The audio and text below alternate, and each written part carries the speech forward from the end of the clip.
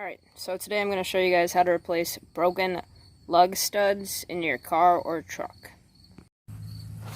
So there are two 18mm bolts that hold the caliper bracket into the knuckle. We're going to remove these with an impact gun. Sorry, there's one. And the other one. Alright, once those two bolts are off, you can move the caliper and set it on the side with the tie rod.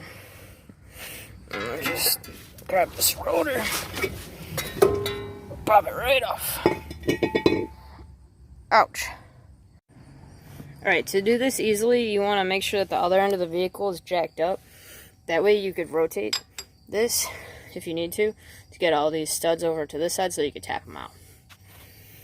And then, once you get to your stud, you're just going to take your hammer, and I already hit this one a couple times, so it's just going to come right out and pull it out the back. Alright, so the smacking this with a hammer thing isn't going too well.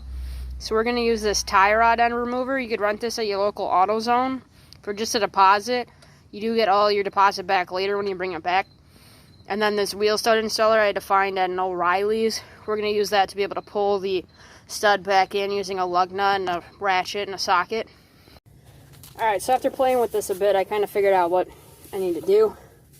So we're going to turn this to get our next lug to the right. So to use this tie rod end tool, this part right here, let me get you an angle, that won't fit in the stud hole. It'll go over it, but it won't push through. So you're going to have to find something small, like this. This is a nut driver, basically, to put a screwdriver bit on a 1/4-inch ratchet. It's a Husky brand. You could probably also get these at AutoZone. So all I did was hold this tool right here. So this cutaway in the back is going to go right behind the wheel stud. Then you need just enough room to back this up and set this little piece right here.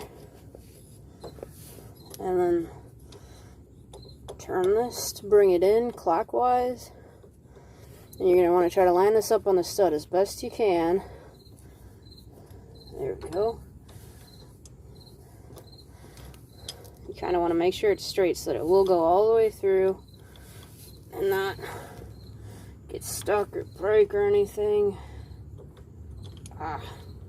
It's a struggle because this swivels.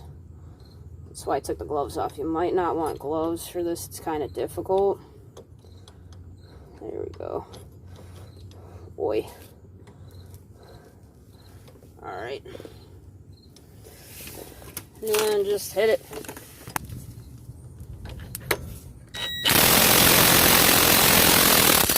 Boom, and it's out. Just like that.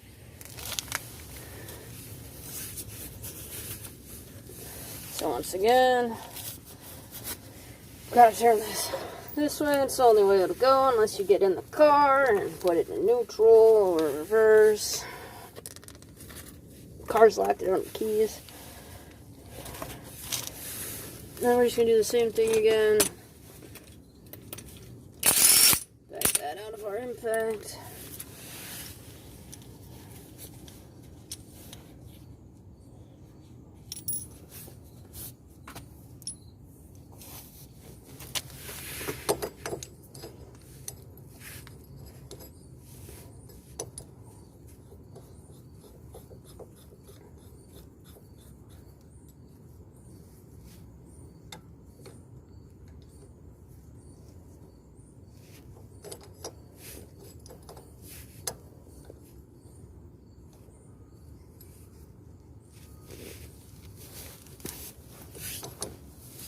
Don't do it, buddy.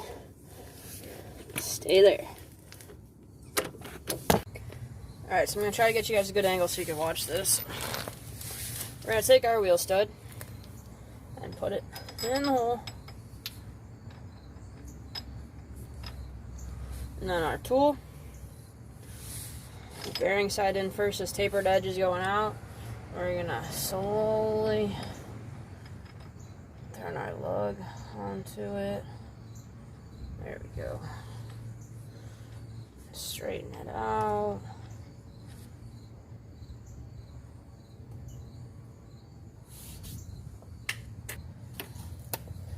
Alright.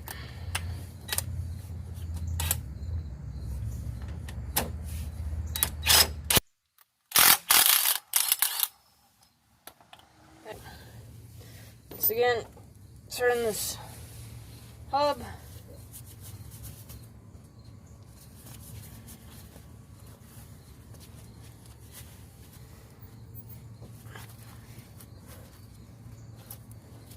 Stick your stud in, followed by the tool and the very warm lug nut.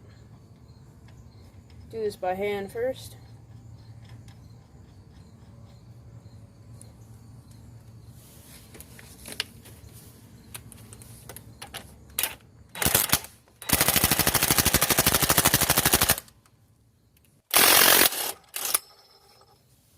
There's two.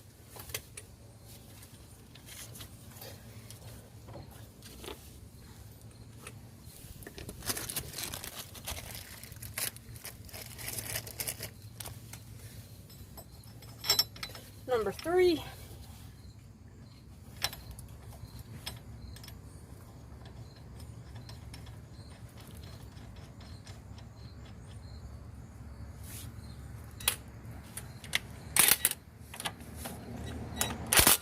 Just a little bit at first.